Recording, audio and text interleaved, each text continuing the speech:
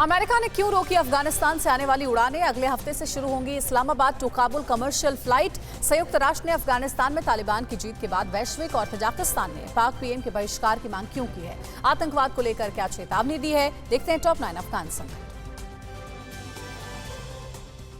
America पहुंचे कुछ शरणार्थियों में खसरा की पुष्टि होने के बाद अमेरिका ने अफगानिस्तान से आने वाली उड़ानों पर रोक लगा दी है। Centres for disease control and prevention की सिफारिश के आधार पर ये फैसला लिया गया है। अमेरिका ने पिछले 3 दिन में काबुल से अमेरिकियों समेत 250 लोगों को निकाला है।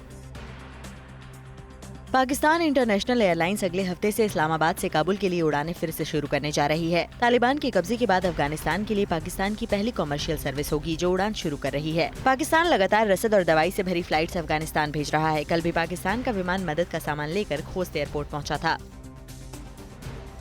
पाकिस्तान ने तालिबान की अगुवाई वाली अफगानिस्तान की नई अंतरिम सरकार से युद्धग्रस्त देश में शांति, सुरक्षा और स्थिरता लाने की उम्मीद जताई है। पाक विदेश कार्यालय के प्रवक्ता असीम इफ्तिखार अहमद के मुताबिक उम्मीद है कि नई सरकार अफगान लोगों की मानवीय और विकास संबंधी जरूरतों का ध्यान रखने की दिशा में काम करेगी। पाकिस्तान के इस्लामाबाद में शनिवार को अफगानिस्तान के पड़ोसी देशों के खुफिया प्रमुखों की एक बैठक हुई। बैठक में अफगानिस्तान में तालिबान राज को लेकर चर्चा की गई। इसमें रूस, चीन, ईरान, तजाकिस्तान के खुफिया प्रमुख शामिल हुए। बैठक की अध्यक्षता ISI chief lieutenant general Faiz Hamid ने की। संयुक्त राष्ट्र महासचिव एंटोनियो गुतेरेस ने वैश्विक आतंकवाद पर चिंता जताते हुए कहा है कि अफगानिस्तान में तालिबान की जीत दुनिया के आतंकी समूहों के हौसले बढ़ा सकती है। उनके मुताबिक यूएन चाहता है कि अफगानिस्तान अंतर्राष्ट्रीय संबंधों में सकारात्मक भूमिका निभाए। इसके लिए तालिबान के साथ संवाद जरूरी है। अमेरिका के राष्ट्रपति जो बाइडेन ने 20 साल पहले 11 सितंबर 2001 को हुए आतंकी हमले में मारे गए लोगों को याद किया और कहा कि इस घटना का सबसे बड़ा सबक यही है कि एकता हमारी सबसे बड़ी ताकत है। बाइडेन ने अपने वीडियो संदेश में कहा कि चाहे जितना भी वक्त बीत जाए, लेकिन इस दर्द की याद ऐसे ताज़ा रहती है कि जैसे ये खबर कुछ सेकंड पहले ही मिली हो।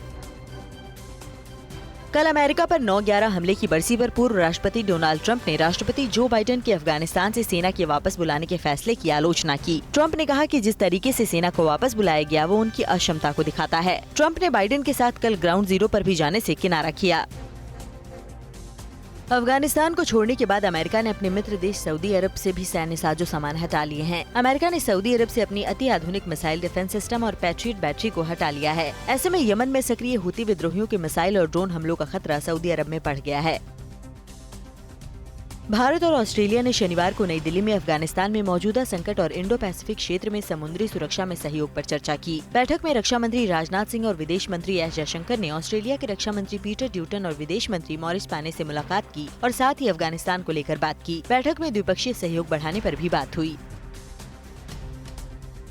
अड़ी सोमवार से शुक्रवार शाम 6 बजे सिर्फ TV9 भारतवर्ष पर।